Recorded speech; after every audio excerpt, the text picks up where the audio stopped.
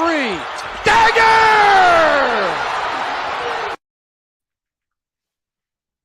Hello, hello, hello. As Manoli would say, I'm Jay filling in for Manoli.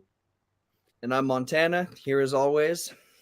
And we already got the party started here in the comments so Bringing Smoke has some smoke for you, but I get the joy of him daily now because we are now friends on Facebook. So shout out to Bringing Smoke. And last night on MMA Underground, he just commented on one of the fighters and then just put tell the Brit Dak still blows.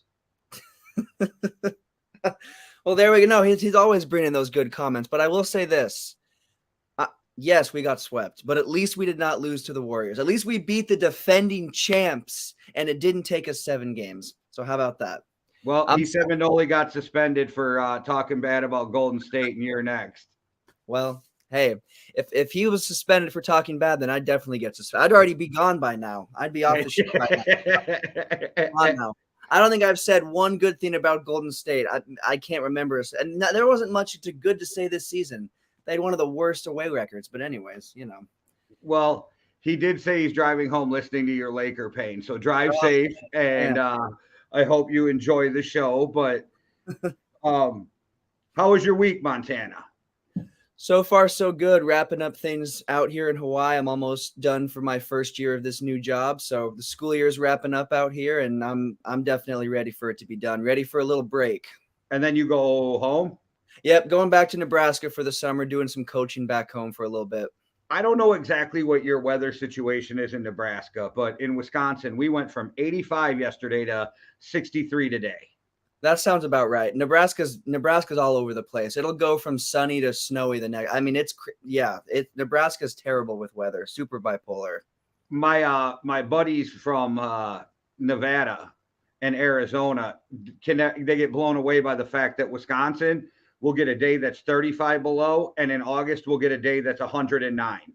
Oh yeah. No, Nebraska's the same exact. Nebraska's crazy with the weather. It's all those Midwest states. They're super bipolar. Yeah, I'm freezing today, but see, 85 is perfect for me, but I digress anyway. So you want to talk some Heat Celtics, because I did label or name the show the death of the Lakers and Celtics ? I thought the Celtics were dead today. I already thought they were going to be dead. Let's just go on. I got a question for you. Assuming they lose the series, are they dead, and do they blow this thing up? Well, here's what I'll say. The Celtics have been stuck. They remind me of the 76ers. They're 2 top-tier teams that have been stuck, either getting bounced in the semi or the conference finals. They're not making it to the top. Celtics did make it to the finals last season against the Warriors, but I'm going to be honest, that was their best shot to win a championship with this group of guys. I thought that the Celtics were going to beat the Warriors, and I'm not just saying that because I hate the Warriors. I'm saying that because I truly thought this Celtics team was better. They couldn't get it done, and if they lose to the Heat, they would be losing to the Heat with the 8th. I think they're the 8th seed, aren't they?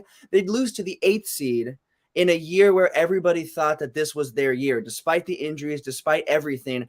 People thought, including me, I was like, they'll make it back. They'll be back in these finals. I don't think that's going to happen, though. And then I do think it's time to look to what do you do. Now, you don't get rid of everybody, but they've kept a lot of those players. They've kept a lot of those, like Marcus Smart. Let's get those players moving. Let's get some good. Let's blow it. I do say you blow it up. I say you're going to keep Tatum. They're going to keep Brown, and try to keep Brown. Brogdon and Smart blew in Game 3. They blew in Game 3. Those guys now. Those are 2 people. When I'm thinking of players they need to move on from, those are 2 that they need to move on. But you try to keep Tatum.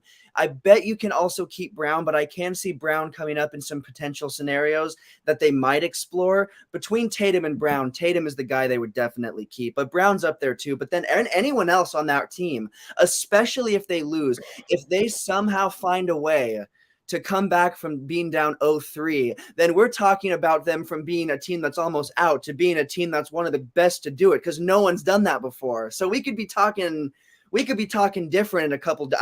You know what I'm saying? That's how this. But I don't think that's going to happen. I still think Miami's going to win. Celtics coming back. I don't know. Ryan thinks they're coming back. And Um, Hey, there we go. and when Manoli does his flu game, it'll really be the hangover game. But uh, well, you drive safe since you're in your car talking to us. I don't want to be the reason like you're not on next week. So I think okay, so back I lost my train of thought for a second. Okay, so the coming back from 3-0 down. The only team in Major League Baseball history to ever come back from 3-0, Boston Red Sox to break the Babe curse. There's some about those Boston teams, but I think they're dead. And I have this weird love hate with Jimmy Butler because he annoys me at times, but he's from my alma mater, so I almost have to cheer for him. I get that. No, I get that. I mean, here's the thing about Jimmy Butler. Honestly, he is not this same player when it's the regular season. He comes alive in the playoffs, and he has always done that. This is nothing new. Ever since he's been that guy and he moved up from that, because he was a role player at first in Chicago. He was not a star right off the bat. Ever since he moved up to that role, in the playoffs, he comes alive. And if you saw, it was after the game or at the end of the game, just like in the series when they lost to the Knicks, and Jimmy Butler was smiling on the sidelines. He's not worried at all. This team is not worried in the slightest. And that's the thing that, to me, this is why this Heat team is still going to control this lead and going to control this series, because they're not afraid. They're not going to crumble under pressure. They've not let that happen the entire playoffs. I think this Miami team has been the most consistent team in the playoffs so far this year, despite dropping the game to the Celtics, despite dropping a game. They've dropped a couple of games, but they've never lost control of their leads of the series. So I don't see that changing. I think the Celtics problem, especially like game 3, is the one I can beat them up for. Just beat them up for because of how trash they played. Yeah. They're not scoring any points off of defense. Defense seems to be fucking optional at this point for those guys.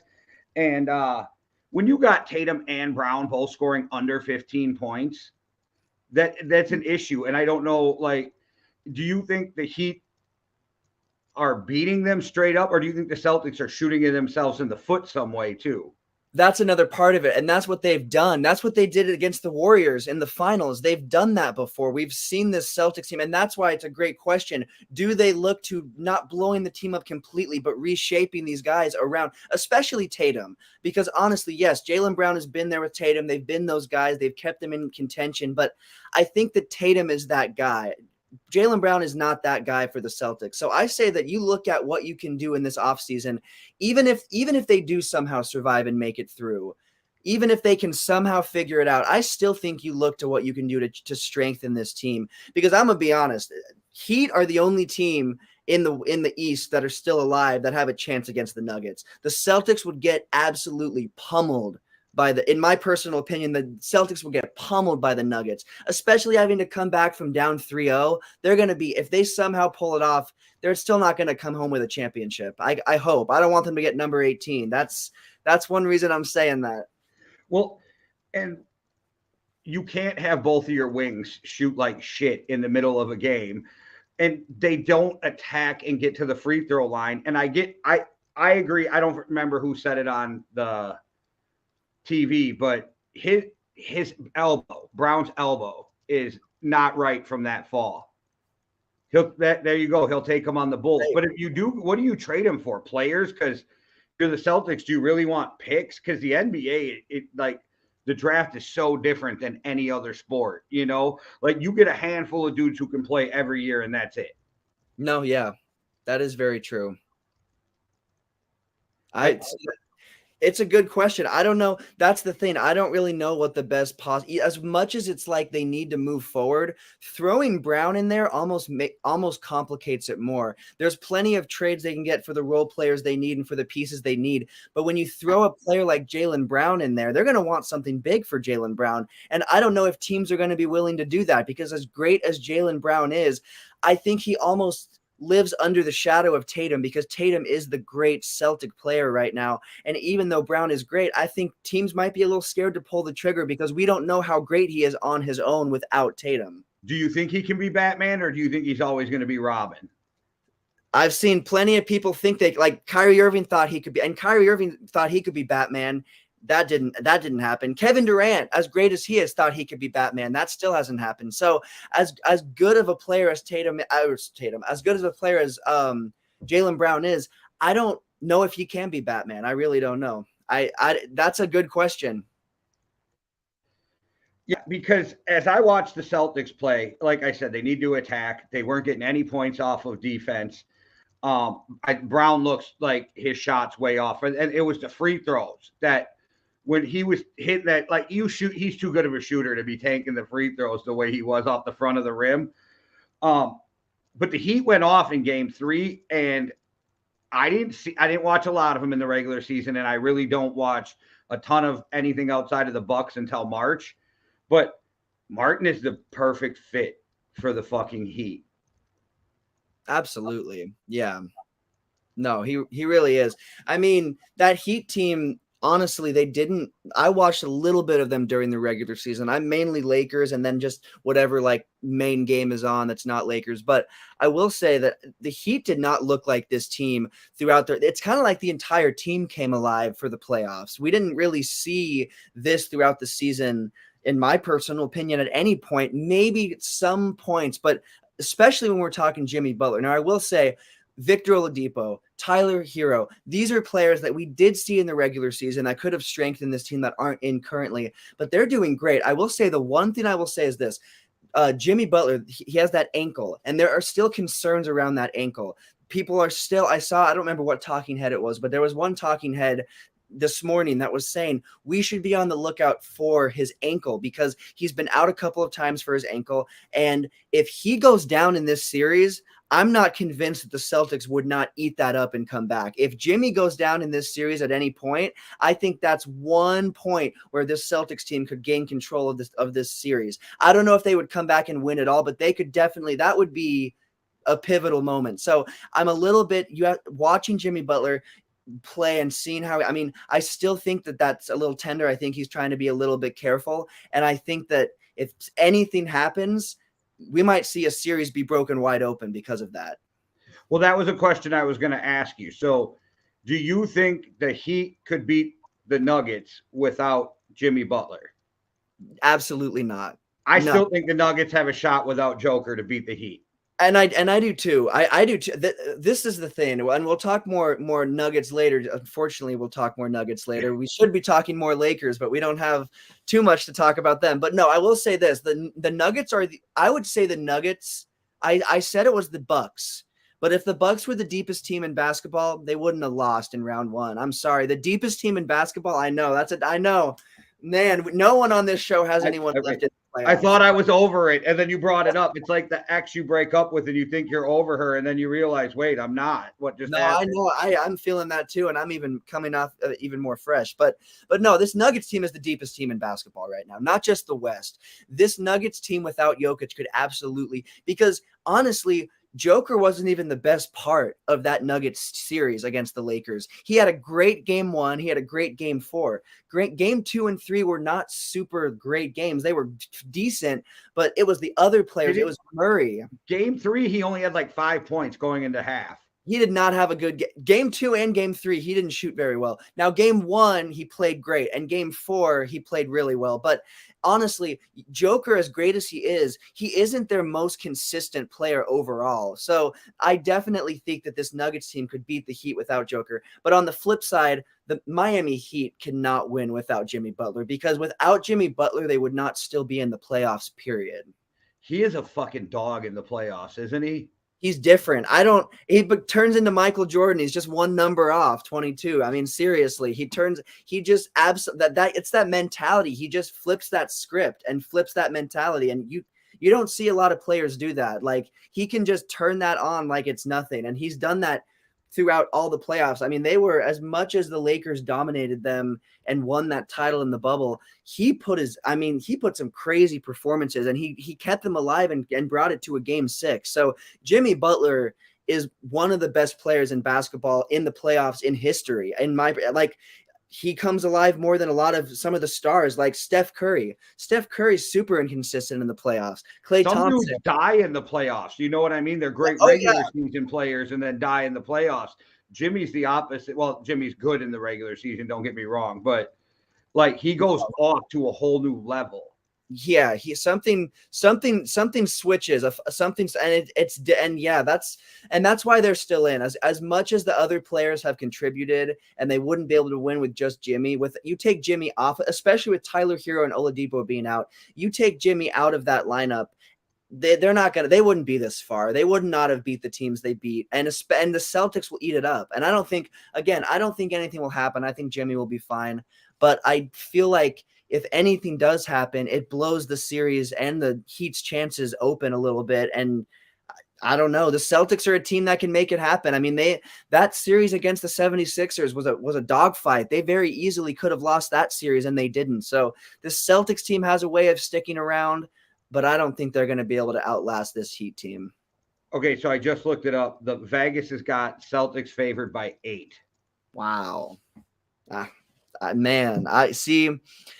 I just can't see that. Again, I thought when we had the title, we picked it because I was like, it's perfect. The Lakers got swept. The Celtics got swept. Celtics, they said, Marcus Smart, and they said, don't give us one. Well, they gave them one. Now they have one. So they're not dead yet. But I mean, they are, in my opinion. I think it's going to. I agree.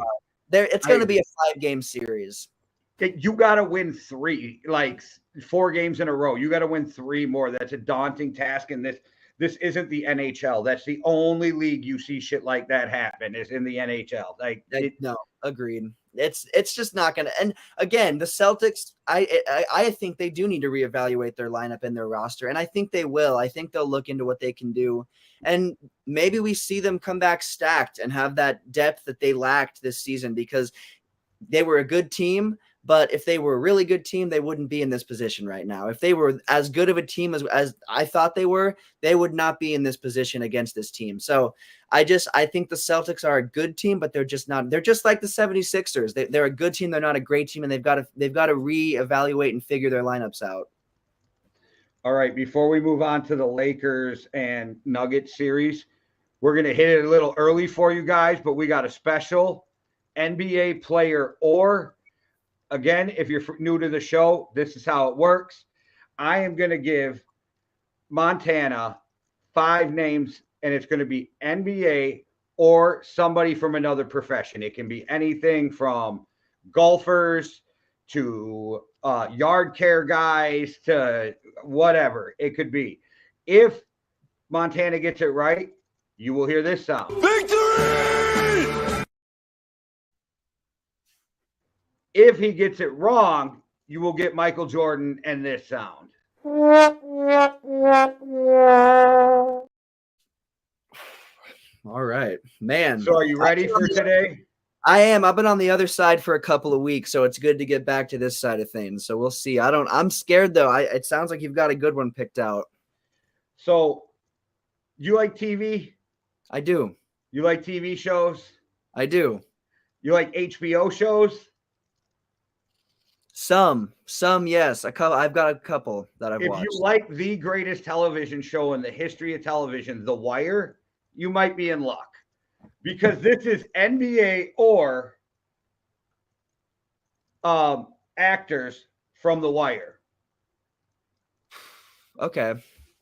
I mean, I've not ever seen that show, so but it should be. It'll be all right. I'm feeling good. Hopefully, my guessing skills are working today. Okay, well, we'll start out here. The first name is Delaney Williams. I'm gonna go with The Wire. Victory! Delaney Williams, it plays Jimmy McNulty, who is one of the stars of the show for The Wire. Probably the most hilarious one on there, but you got a good one. You're going one for one so far, and you didn't even seem to feel too comfortable about the topic. So we're going good. Oh yeah, good start so far. All right. The second one is Dominic West. The Wire. Victory! All right, you're killing me here. You're killing me. All right. So, Dominic West played Detective Sergeant Jay Landsman in The Wire. I did not think you would get that. I thought I'd get you with the West, like how many Wests have played in the NBA over the years. I'm picking up the Manoli tactic, how he like went through people in his head. I'd never done that before, so I started doing that, and that's why I got that so quick. But I took a page out of his book with that one. All right. Number 3, and you're on a roll. Can you keep it up? Ronnie Lester.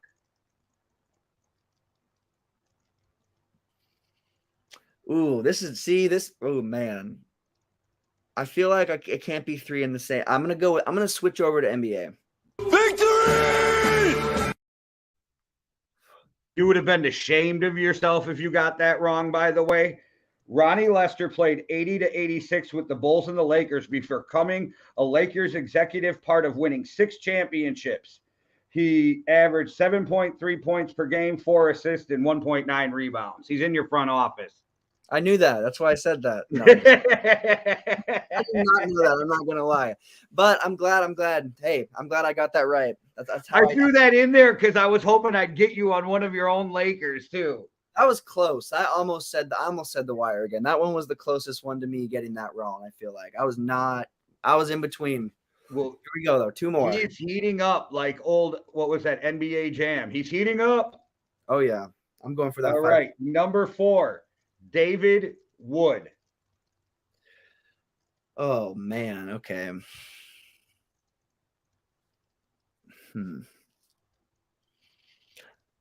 The Wire? Yeah. Oof. David Wood played 1988 to 1997 with Detroit, Houston, San Antonio, Golden State, the Suns, the Mavs, the Bucks. He averaged 3.9 points per game, 0.7 assists, and 2.4 rebounds. Jeez, he went around the world with that one. And he made it 10 years with those stats, by the way. Wow, man. I would have never known. Right. I can't believe I couldn't get that one. 3 for 4. So you still can do good on this one. You can go 4 for 5. So let's see if you can pull this off with Jermaine Crawford. Ooh, man. I'm going the Wire. Victory! There we go. Not bad. You almost had it. You almost had the flawless victory. I think the last time I was on this side of things, I think I was like 2 for 5. I did not have a good last one, I don't think. So this is my comeback because I'm pretty sure my last one was pretty bad. Okay, so what happened is you went back to back 5 for 5s and then you shit the bed. Damn. So was that the last one where I did that? Yeah. What was my score? You went 2 for 3 or 2 for 5 or 3 for 5. I don't remember, but yeah, for you it was bad. I feel like I was 2 for 5. I think back to back. That's crazy. I'm getting back on track though. That's all that matters. Unlike the Lakers, they're not getting back on track.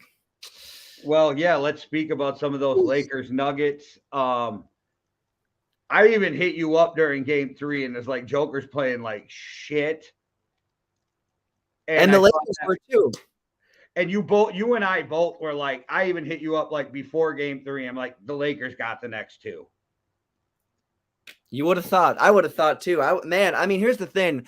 After game 1, I was like, okay, it was a good game. We couldn't, we were down the whole game. We came back in the end. That was good. I was like, that's fine. Second game, I was like, okay, we won. We were winning the whole game until it was the opposite of the first game. But I was like, whatever. It was like, I think we lost by 6 in the first and 5 in the second. Either it was flipped, one of the two. Game 3, we looked like dog. It was terrible. Both teams were playing so bad. But the Nuggets are such a deeper team that they could play bad and still win. Their bench guys were getting it done when their starters – they were figuring it out. We couldn't do that. So – but game 4, I was like, we got this. And when LeBron was 4 for 4 from 3 and he had 30-plus points in the first half, I was like, okay, we got this. No. Caldwell Pope played his ass off. He did. He's a great player. I mean, he was a great player before he was a Laker, but when he became a Laker, he got even better. So we got to credit the Lakers for his success. And watching that series, I felt like, okay, they lost 2 games on the road. So what? They'll go home, they'll win 2 games. You know what I mean? Well, this will be a 6-7 game series. We'll see what happens. And then I hit you up during game 3. LeBron can't make a 3, and then he nails like 3 in a row or something. I was like, okay, I just put my foot in my mouth. Well, he was so bad from 3 in these playoffs, and we are lucky that no other team except the Nuggets took advantage of that. And because LeBron played terrible from 3 in the entire playoffs. The only game that he was consistent was game 4. And I don't know what he ended up. I know he was 4 for 4. I couldn't watch the game. I was coaching, but I watched the first half and then I listened to the second on the radio, but you can't really know what's going on. Radio is fine, but that was just so I could hear. That's the worst. It's worse than watching. I listened to the Lakers. I listened to LeBron get blocked on the freaking. I was so mad, and I was in front of all the kids, and I was just I threw my hat. I was so mad. Oh man, I don't think I've been that mad in a minute, because honestly, like, just going to that ending, LeBron, yeah, driving it, that's great, that's what he should do. I was worried he might shoot a 3. He drove it, but they were expecting that. They had Michael Porter Jr. and they had Jokic ready. They left AD wide open. If he would have kicked that to AD was wide open. AD's not the best from 3, but he can make threes, and he made a clutch 3 in the bubble. AD's wide open, shoots the 3. I would have liked that a lot more, because, again, I'm glad LeBron didn't try to shoot a 3, but I would have rather seen a 3, because they were ready for that, and they were not about to foul LeBron. They played really good, clean defense on that. He got fouled on that last play. You think so? Oh, so you got fouled. Okay, see? I do. I don't think it was egregious, and I see why you don't call it, but I am a firm believer of, if you call it in the first quarter, call it in the fourth quarter, you know. I get that. See, I didn't see it, though. Because then Darvin Ham talked about it after the game, and surprisingly, I don't think LeBron, I watched his whole presser, I don't think he mentioned, but Darvin Ham did, and I'm going to be honest, when I watched it, it looked like they had it was clean. I did not see, from the angles I've seen, but then again, a call like that, if you've made it previous, if it's been made early, I mean, I get that. Consistency is important, and refs don't have consistency as a whole. If they did call it, though, then everybody's going to start screaming that they cheated for the Lakers, too. Exactly. But here's the thing. LeBron is not great from free. That would have been, in my personal opinion, that would have been so much worse. Listening to the radio and then be like, LeBron shoots his first free throw and he missed it. Like, that would have been that would have been worse. I'm glad that LeBron didn't go to the free throw line, because LeBron is awful from the free throw line, especially in clutch. LeBron, I'm going to be honest, as great as LeBron is, I don't think LeBron is very clutch. No, I agree, but I could never make it in the NBA, but I could shoot a better free throw percent than LeBron. His free throw percent is awful. You wouldn't be able to tell that some people consider him the GOAT with a free throw percentage like that. You wouldn't be able to tell that that's the player they're talking about, because it's not great. I mean, that's one of his, and again, LeBron's a great all-around player and has more strong suits than weaknesses, but free throws are a weakness. Threes are a weakness. And we saw both of that in this series, mainly threes. But I will say he played better from 3, but he just didn't attempt as much. He attempted way too many in the past series. But the ones he did attempt in this game series, he still missed, except for game 4 when he was shooting. They showed him shooting before the game. They were practicing the awards before the game if the Nuggets won, and they showed LeBron shooting out before, on the other side, so he was like, he's gonna win this for us. He's motivated. He was making all the threes, and then he was making them in the game. So honestly, I was like, okay, he really did shoot around before, work on that. He was hitting them from the same spots. He was practicing them. I was like, this is great. But then the second half comes out, and I would have been okay. He still had 40 points. He almost had a triple-double. I would have been okay with him not scoring as many in the second half as long as he had won the game or made a better decision in the end. Because again, you kick it out to AD, or honestly, I think you shoot the mid-range. I think LeBron would have been better trying to spin off of them, shoot the mid-range, because then I think he is getting fouled. I think he's getting fouled and they're calling that. I think the fact that he did that, what he did, he drove it, I think that's the only reason they didn't even call anything. Had he done a mid-range and spun off, done whatever, I think they would have called a foul, and maybe it's an and one, and we're seeing LeBron go. I mean, I think that it made the most sense. LeBron driving the ball makes more sense than him shooting a three. But I think for that game plan and to go up against a Nuggets team that is smart, that knows LeBron is going to drive it, I think they should have tried to end it differently.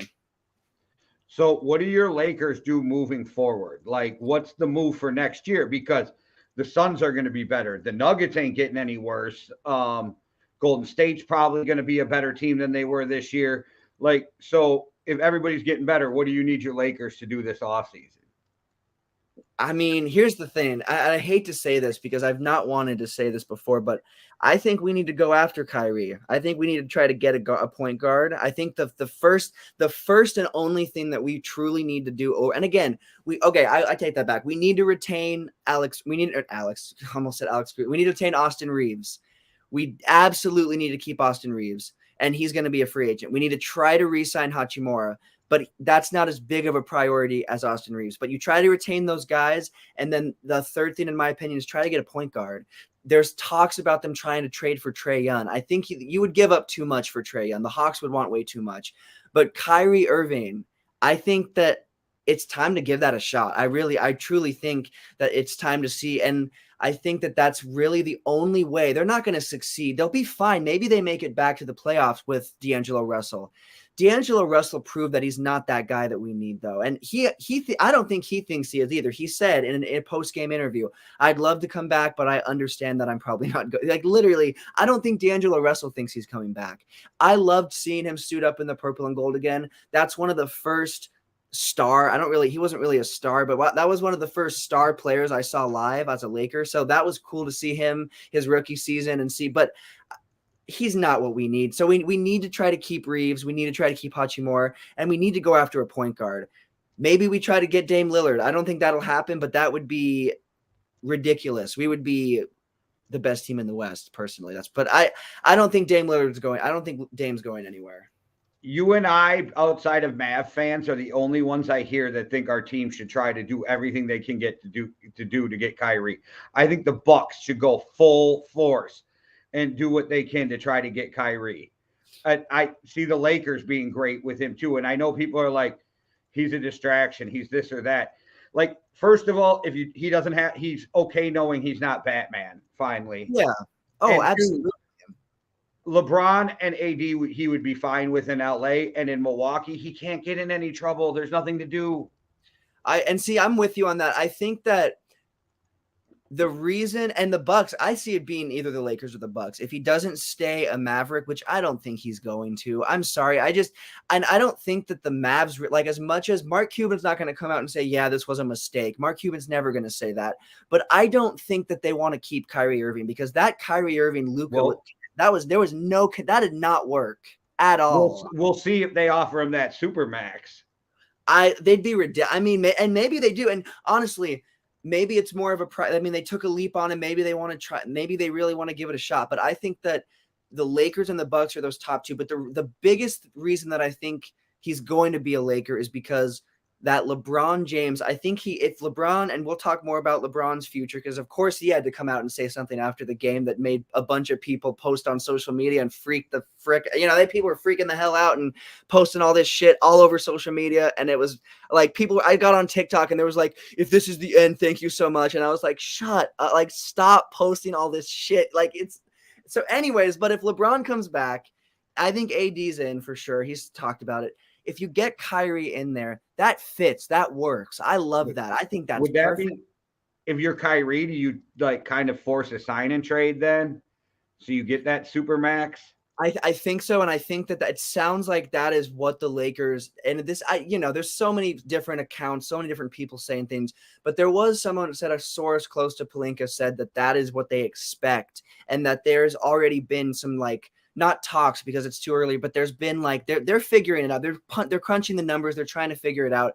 And Kyrie Irving would fit really well. And I would honestly, I think that this would be a great moment for him to kind of be looked at in a different light. Not that he needs to. He doesn't care about that. He's made that clear.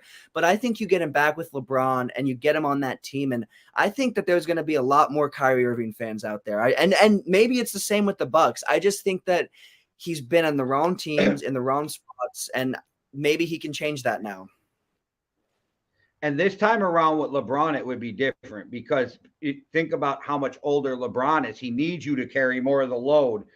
So you would have a different role than what you had in Cleveland without being Batman. You don't have to worry about being the guy that the media wants to hound after every game anymore, because there's going to be two other guys they want to talk to also. But you're not going to have to take a back seat either, because LeBron played way too many minutes in this last series. Yeah, oh my gosh. Yeah. And way too many for what? I mean, to be honest with you, it's like, honestly, it's frustrating because it's both sides. As frustrated as I am with LeBron for certain things, I'm also frustrated with this Lakers organization, because LeBron did not come here to have to be that guy. He came here to be that guy that was taking the back seat. Maybe not right away. He came in with Lonzo Ball, all those young guys. But when we got AD, and AD had a 20-point game, 10-plus rebound, but he did not, and 3 blocks, but he did not show up. He should have been the player scoring 40, getting 25, 30. He should have been that guy. So I'm kind of frustrated. As much as I'm frustrated with LeBron, there's a frustration with the Lakers, because I feel like LeBron got out of Cleveland because he was like, I don't want to be that guy that has to drag all these guys through playoffs into the finals. And this is not what this was. This Lakers team was really balanced, and this is one of the best teams we've seen LeBron on in a minute. But I just think this last series, like you said, he played way too many minutes, and you get Kyrie out here. I just think the system would work. We just have to hope one thing. The reporters do not ask Kyrie if he looks at LeBron like a father figure, because that made him so mad before, when they're like, do you see LeBron as a father figure? And that just, I think that was the beginning of the end. That question. Like, you couldn't be like Big Brother or something like that. I don't know why. He was like, do you look at LeBron as a father? I mean, so you just have to, and I don't think you would get that anymore. And even if you did, I think Kyrie would handle it different. I just think it'd be a different spot. And let's be honest, I think that part of the reason people don't talk about this, part of the reason that Kyrie left Cleveland was because of Cleveland. I don't think it had anything there's part of it that had nothing to do with LeBron and wanting to be Batman. I also think that there's talks about some misconduct, different things that happen with the organ. I think that it's bigger than just that. So I think that Kyrie would be doing himself a disservice re-signing with the Mavs, and doing himself a service going either Bucks or Lakers. It's a win for him either way. Yeah, I think he could take either one over the top. But let's talk a little bit about LeBron causing JJ Redick to snap on Stephen A. Smith. And I'm actually with Stephen A. on this one. And I love JJ Redick, but JJ always goes to the "you didn't play" card.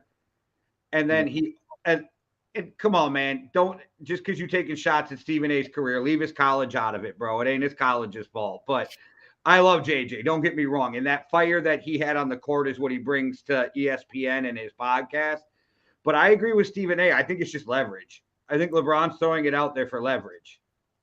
And see, this is here's what I'm going to say. So I'm doing a Purple and Gold episode sometime this weekend. I'm talking about this in more depth. But one thing I'm going to say is this: there's two things that I think are happening.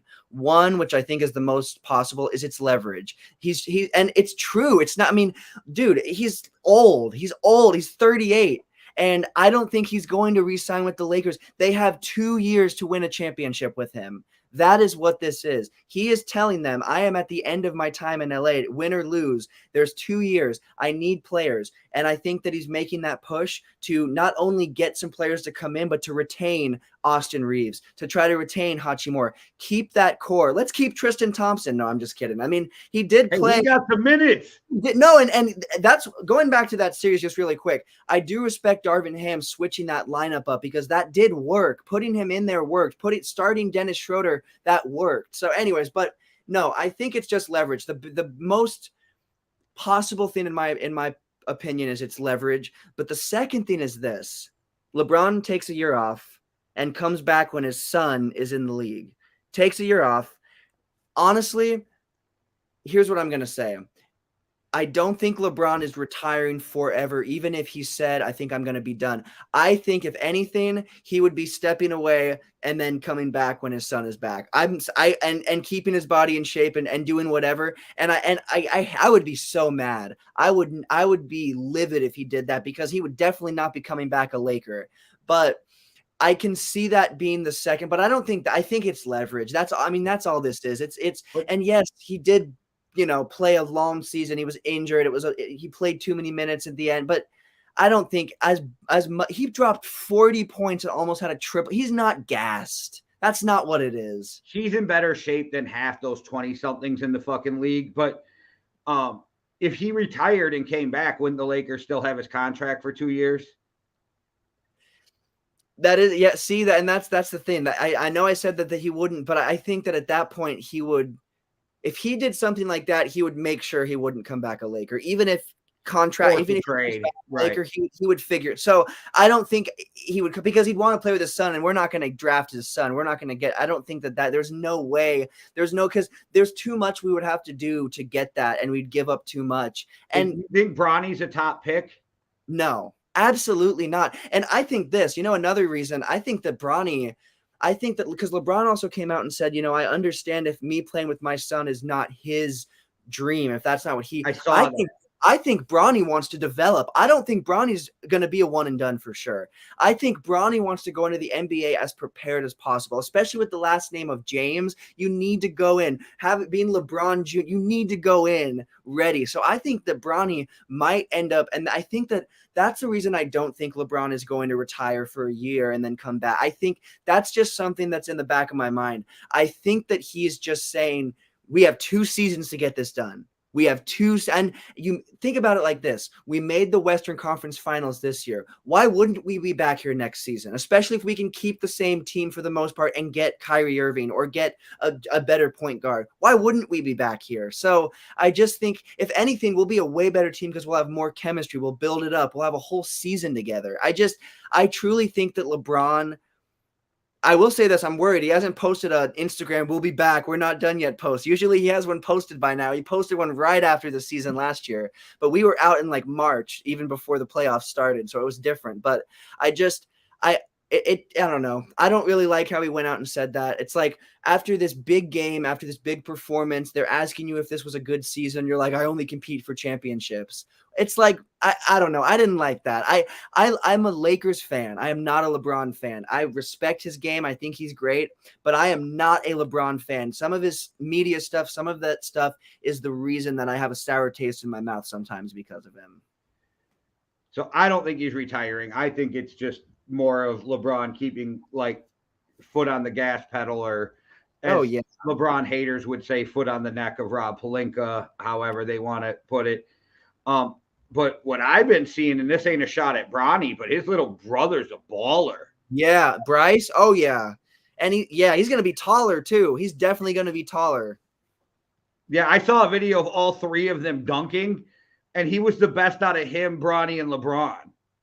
No, honestly, I think he is going to be, and again, height isn't a huge thing, but I think he's going to have more of that LeBron build going. And yeah, I think he's going to be his jumps, man. He's got jumps. Yeah. Well, I'll say this. Bronny and Bryce are just completely different players. Bronny is more of a shooter than Bron is. I will say that the thing that Bronny has over LeBron, Bronny can shoot the 3 pretty good. And I think that we might see, maybe Steph Curry really is Bronny's dad. Have you ever seen that joke when Bronny was on some live stream and he said Steph Curry really is his dad because he doesn't shoot like Bronny. He doesn't shoot as many bricks. Bron shoots way more bricks. Any kid who's playing basketball right now and you want a long career in the NBA, and no, you can't be 5'8" because you're not Spud Webb, but 3-and-D, bro. 3-and-D will keep you in the league for 10 years. That is true. That is very true. And honestly, a lot of players are adapting. I mean, that's what we see. That's what we're seeing a lot more of. And I think that, but no, I don't think he's retiring, but it's, why wouldn't we think that at least a little bit? Because going out and saying that, and then an ESPN reporter confirmed with him. He was like, "Are you talking about what are you talking about?" He was like, "Oh, like he said retirement." So it's not like he said, "Oh, I need to it's I don't know." He didn't die. He didn't go into it at all.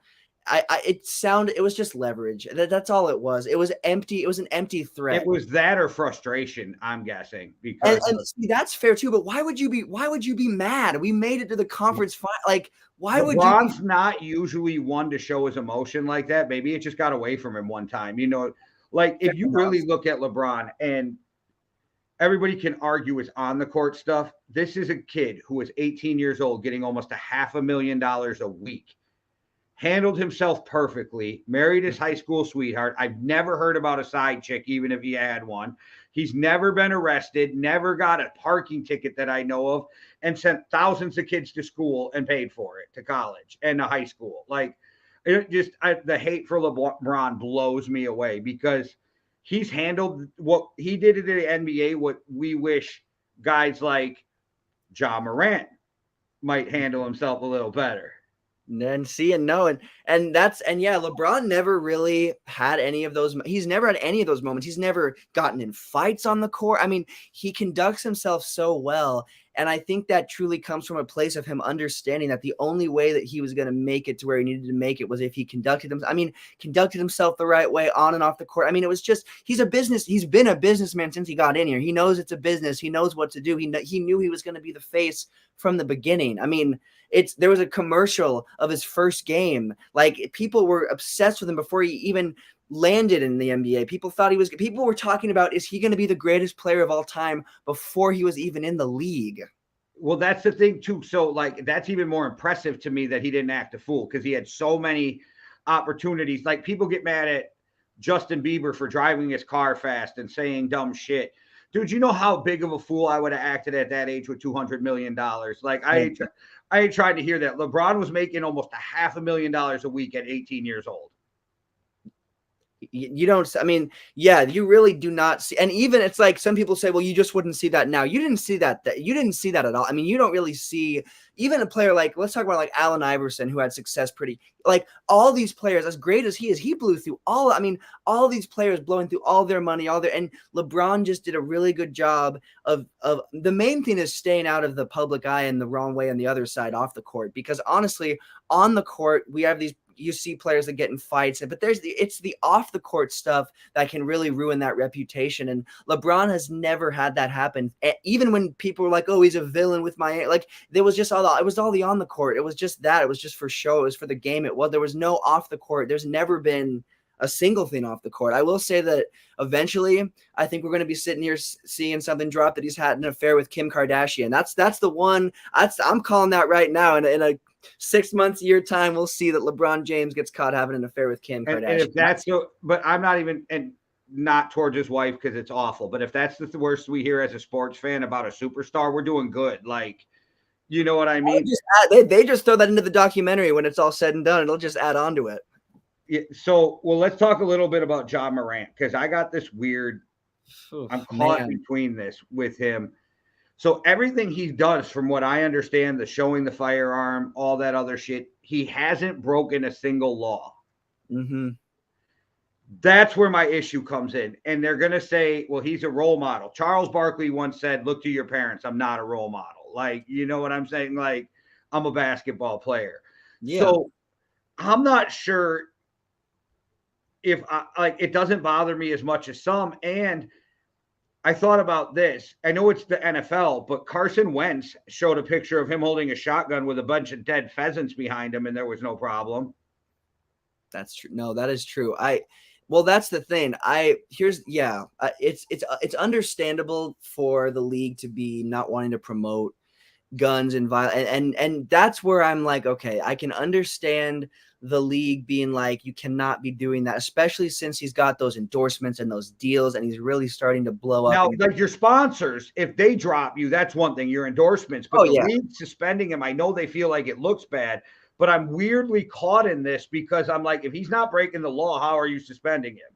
And I'm with you on that. And it's the problem comes from that. He isn't breaking the law. I mean, there's not anything that's actually gone on. Now, again, you never know what else was gone on that has not Correct. candlelight orbit, but I don't want to look at him like that because I don't think. I mean, I actually just found there was something on Instagram. Someone found his old Instagram from like 2013, and if you look at him on, I mean, it's like he's the goofy. I mean, the goofiest, the poster ridiculous. He's just saying ridiculous fun. Like he's not that like hard, gains. That's not who I don't think he's actually out there breaking the law and doing. I really don't think that's what it is.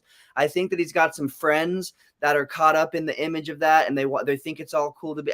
I think he just has to pick his circle a little bit better out. I mean, I think he's just a little too stuck with his old high school, whatever friends, and I just think you got to cut some of those ties loose. We're talking about guys like LeBron who like are so successful. He has his core, but he probably cut a lot of people loose when he had to. LeBron lifted his friends up with him too. Oh yeah, if you look at Rich Paul and Maverick Carter, and like he lifted his boys up. He was like, "This is us." But you're going to do your part too. It wasn't a free ride, but LeBron gave them every opportunity. That's not what this is either. His friends are just like along for the ride. They want to be a part. It's not. So John Morant, and again, he's not breaking the law. Here's what I say. If they really, they're like, they're going to suspend him for half the season.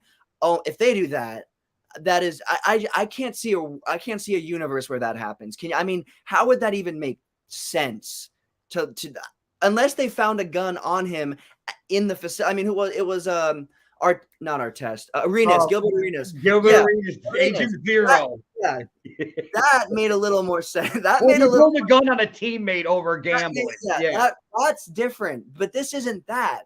And that's why I'm like, this is not that. They're not going to react as harsh, but you shouldn't react anywhere close to as harsh. You don't suspend him. If he leaves, that's on him. Do you think they're hoping that with the whole off season and everything that it just kind of dies down and they don't even have to address it coming back into next year? I think so, and the main reason I think that is I like Silver. I think he's great. I think he's one of the better guys up top for sports leagues. But what I will say is, I don't like the way he addressed it. It was very like vague, very short, very like, he's gonna be in serious trouble. But I think they're trying to let this die out. And if anything, if you're going to say this is a problem, that was what happened the first time. And now we're seeing something again. So for the people that do think that this is an issue, which I will say this, I get the not wanting to promote gun violence. I do get that. I get it too. And for me, it's like, but like when they were like saying those like, here's where it's over the top. John Morant, like reciting rap lyrics after winning. It's a parade inside of it. That's not, they're like, that's not bad. That's lyrics for whatever. There's another side of that. And flashing a gun is not probably the best thing to do, especially in his position. I mean, who he is and who he's becoming in the league, he's not going to be the face of the league. I don't think he ever was going to be, but this, even if he still should be, he's not going to regain. I mean, he still could regain his image and everything, but he's not going to be the face of the league. You can't be the face of the league when they look back down the line and see something like this. Yeah, it's just, we live in a world now where people forget what it's like to be in their fucking early 20s and do some dumb shit. Like, and it's just like, I grew up in a time where shit wasn't caught on camera and there wasn't social media, but we did a lot of dumb shit in our early 20s.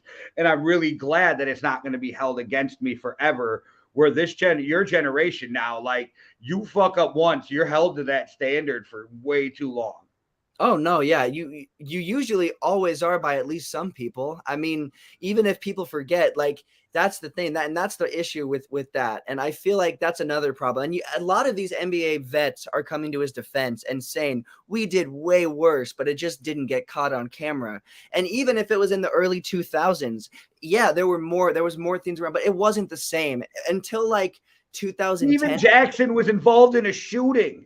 Yeah, no, seriously. There's so much more. And to me, it's like, it's just the wrong thing is getting the microscope lifted on it. And I think as much as I want the league to actually like stick with their word on things, I kind of hope they don't with this. I kind of hope they're not. I hope that it is just riding out the storm. But I do hope that Ja also figures his business out, because I would hate for something else to come out or something else to happen, and then it does get real, because it's not real right now. But if something else happened, man, I just would hate to see that, because Ja's a great player and he seems like a really great guy. And recently, I don't know if you heard about this, but he posted on his main Instagram, he posted like, love you to his family, love you to the fans, love you to his daughter. And then he posted something that said bye. And then they sent a welfare check to go. And that was just like, I think that was just yesterday. And then they sent a welfare check to check on him. And it's like, well, yeah, of course they did, because he posted all these and then bye, period, picture of it. Like, I mean, what do you think of that, man? What do you make of that? Do you think he's like, I would have took it like, is this motherfucker going to kill himself? well, yeah, no, seriously. But as you're saying it too, was he like, bye, like, fuck you, like, I love all you, but bye, fuck you, and not thinking about the way it would go? So like, is this an overreaction, or did this really, like, was he really having mental health issues? Because if he's having mental health issues, then he definitely needs help. But Yeah. I hope it's just not an overreaction to somebody not thinking through their social media. And it's like, what do you think when it's this guy that's posted so many things that he probably shouldn't have posted? Like, you know what I mean? I'm sending the welfare check. I'm doing the same thing. 150%. But I really hope he's not in that type of mental spot. He came out and said he was fine, and said that, and he did come out and say that it was something that was misworded or whatever. So, but again, whether that, he might not come out and say that, even if it was the other thing, he probably wouldn't come out and say, right. But I'm hoping for the best. My thing is, I want to see him play next year. I'm really glad that he got to play in the playoffs. I'm glad that we got to beat them with him playing, because because I like seeing him play, but also fans would have been like, you guys beat us because we didn't have Ja Morant. So I'm glad that they didn't get to say that. But I think as long as he gets it sorted out and is smarter about what he posts on social media, honestly, like, should you be driving around to whatever? But like, if you don't post it on social media, who's gonna, like, no one's gonna have any idea if you put it out there. And again, I will say that his friend flashed that. It wasn't, I don't even really know if he was wanting that to be flashed in the video. If you've seen the video, the friend turns it and it's very quick and he turns it back. So it's almost like, oh shit, and he turns it back. Like, I don't know if that's what happened, but to me, I don't even know if he was intending to be like, hey, look, so I don't, you know what I'm saying? Like, right. I just think he's what is he, 23, he's a 23, however old, he's not much older than me, a year or two older than me at the most. I think of myself and I'm like, I've got some pretty stupid, like, come on now. It's not, I got some stupid friends that come on. It's not that deep. Back in the 90s, we did some dumbass shit at that age. And like, it's just that poor guy. Well, yeah. We made it through the show without Manoli. So that was pretty good. We hit an hour here. Make sure and check out the sports blog or sports page blog. Manoli does some great writing on there. And Montana, let them know what else you got going on too. Yeah, absolutely. So I got 2 shows going on right now, and I've got 2 new episodes coming out this week. I've got Purple and Gold Zone, which is my all thing Lakers show. Unfortunately, I'm not talking about the comeback that's at hand, because there's not going to be a comeback, but it'll be good. I'm still going to do an episode. You can find that on YouTube if you look up Purple and Gold Zone, or Spotify Purple and Gold Zone. And then also the Connor and Heffernan show is dropping a new episode this Friday. We talk all things sports. My co-host is a big Heat fan, so he's going to be super happy. So he's going to be talking all about his Heat, and I'll be probably revisiting the pain of being a Lakers fan. But check it out on YouTube, The Connor and Heffernan Show, or also Spotify, The Connor and Heffernan Show as well. All right, and before we get out of here, because I'm horrible about this, as of today, the Yankee and the Brit is on Rumble. And I bring that up because after the show, seriously, dead after we get off this show, go over to Rumble. Go to Power Slap, Dana White's Power Slap, friend of the channel, Dorian Perez. You'll know him as Street Beef's Disturbing the Peace, is the heavyweight #1 contender in the world. And if he wins tonight, he will get a title fight. And No Love from Street Beef's West Coast is out, going to be slap fight doing on Power Slap right after. So everybody go over to Rumble and watch that. And then hit that follow button over there, because it's pretty much YouTube with just a green button. All right, everybody. Well, thanks for watching. I hope I did a good enough job for you all, and you'll be seeing Manoli next week. So I had a great time, Montana. Thanks. Absolutely, man. Me too. It was great. All right, you guys. Thanks for watching. One world, one love. Deuces.